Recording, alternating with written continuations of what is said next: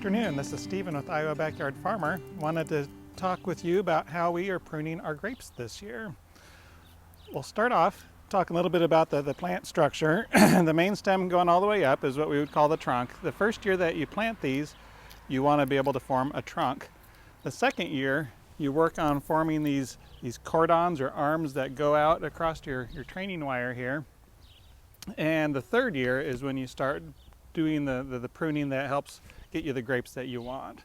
So when we get here a couple years in, we've got two different cordons that I'll show you a couple different things. For any given plant, my goal is to have about 50 active buds on it. So on this cordon over here, I have some spurs that I've already pruned back.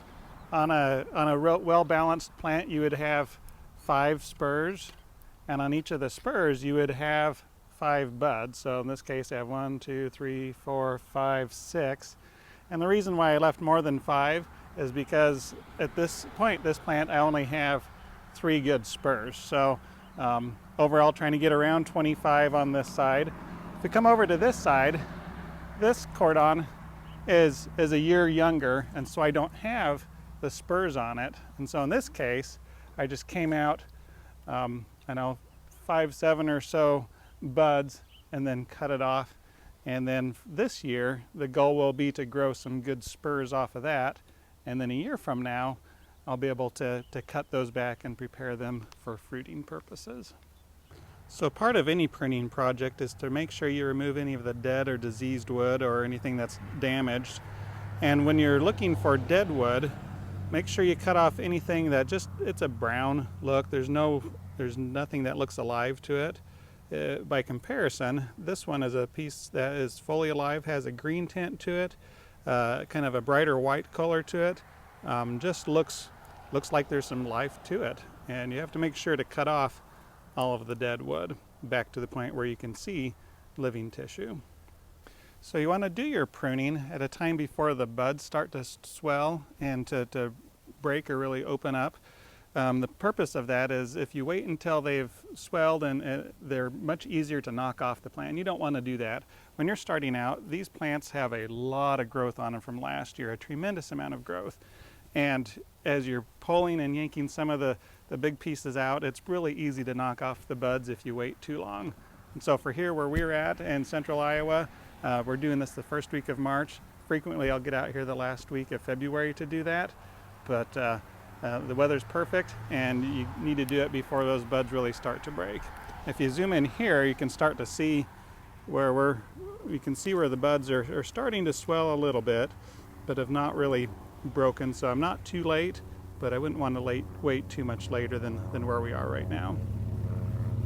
One other thing I want to mention is when you are selecting which spurs to go with, ideally you won't have any that are sticking straight up. You won't have any that are sticking straight down. You really want them sticking out more or less to the sides because that's where the fruit and the leaves are going to form. And but in my case, this particular cordon, I only had 3 okay spurs, and so I did have to accept some that were pointing a little bit further down than I wanted.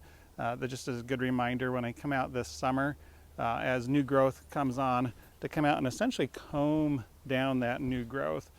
They like to get up on top of the wire and kind of run along that wire, and those are not very productive, but they like to do that. And so I will certainly make a point to come out this year, comb down the new growth, and make sure for next year I get spurs and buds on heading the direction that I would like them to head.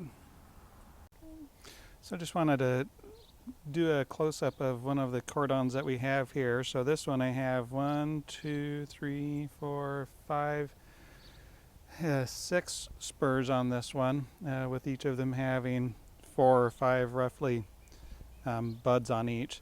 So I like how this one I've been able to get it where the spurs are pointing out.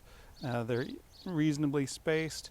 I do leave buds on everything else that we cut off for future growth. That way, if, for example, this one dies of winter kill, there'll be another one that will pop out from here that we'll be able to select this next year.